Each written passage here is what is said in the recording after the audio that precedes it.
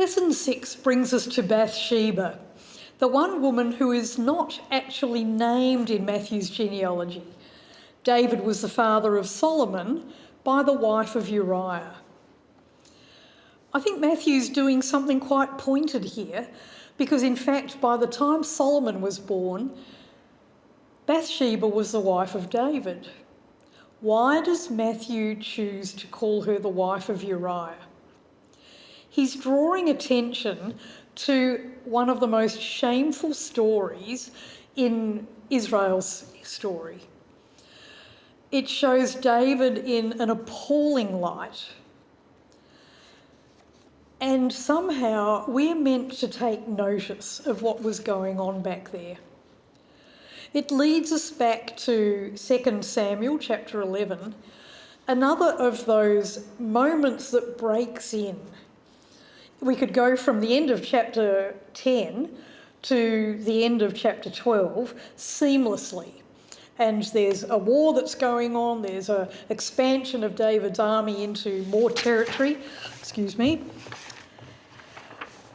And Chronicles, in fact, does. It slices this bit out completely and just tells the story of the war and the conquest straight through. But here is this very carefully composed story put in the middle there to stop us in our tracks and to make us think. So who is Bathsheba? Very hard to know. I don't know what you've heard about her or how you've had her story presented at various times. I've certainly heard people speak about her as the temptress who flaunts herself on the roof of her house to the king, someone who's quite manipulative.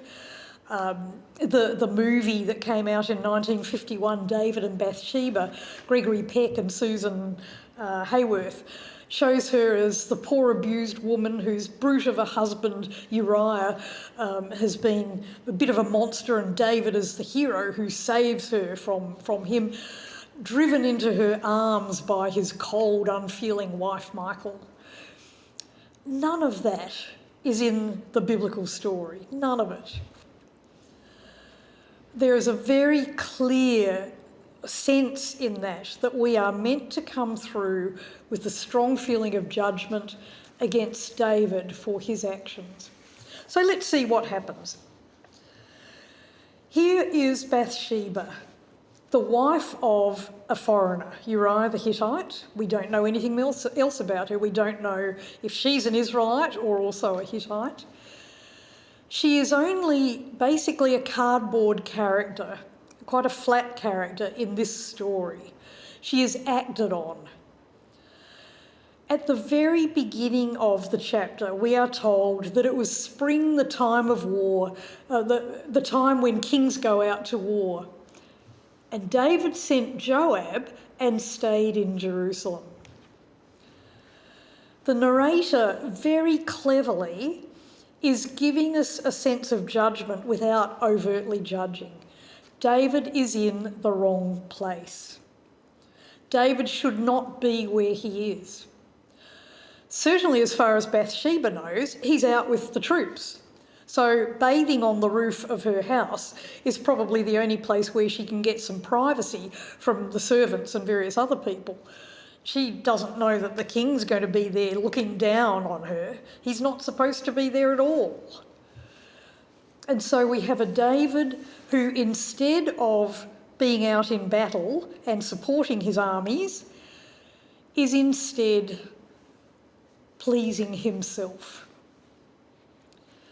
And he has her taken, there is that word again, and brought to him. She is acted upon. There is absolutely no sense that she could have had any complicity in this. What would she do? The king wants her. She's a woman. She has no choice.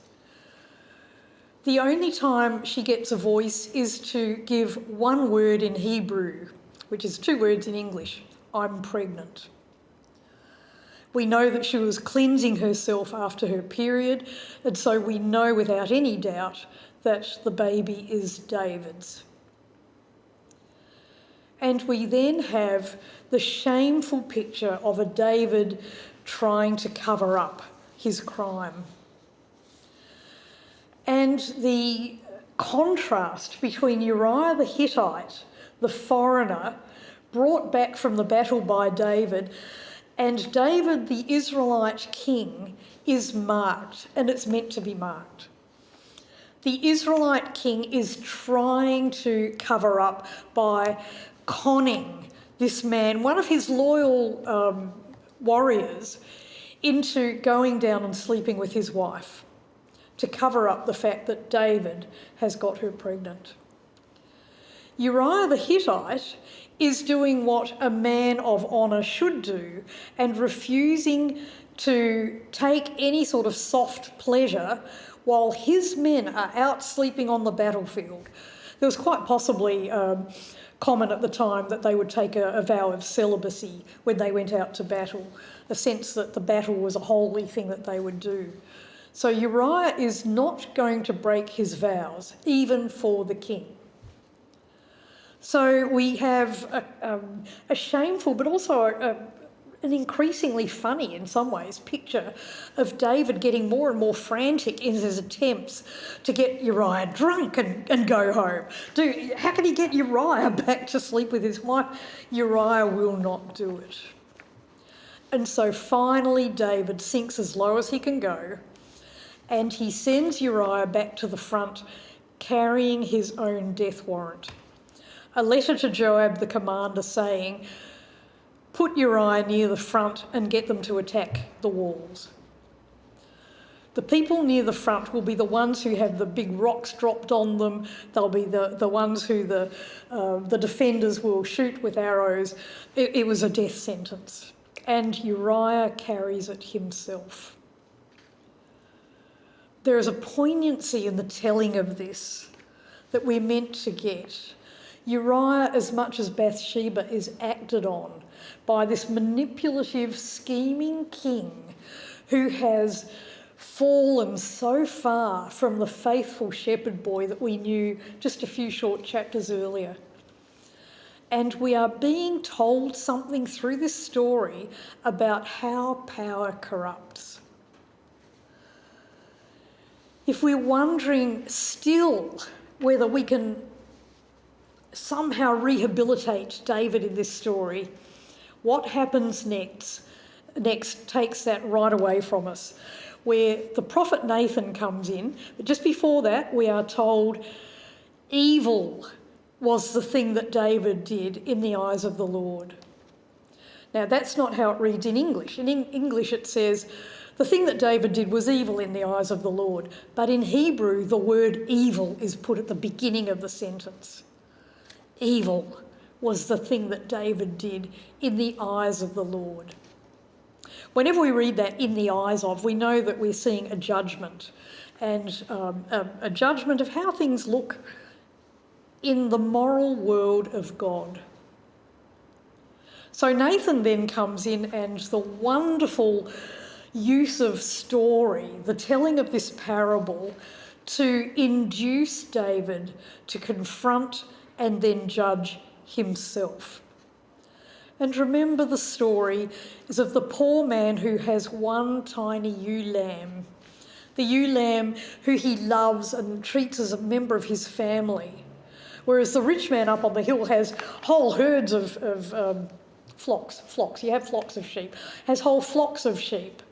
But when a visitor comes, he sends and takes the ewe lamb. Now, if we're still wondering about Bathsheba's place in this, remember, she is the ewe lamb in the parable. She was taken. She is innocent in the story. It's all about David. At the end of the story, we see the enraged king jumping to his feet and saying, "Who is this man?" and pronouncing judgment. And that lovely moment where Nathan turns to him and says, "You are the man."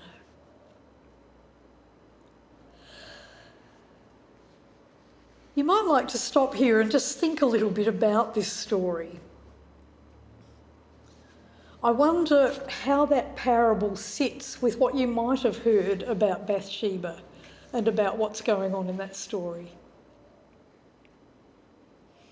Or you might like to think about what it might have felt like for David to find that he was confronting himself, looking clearly at himself in a mirror and having to admit just what he'd done.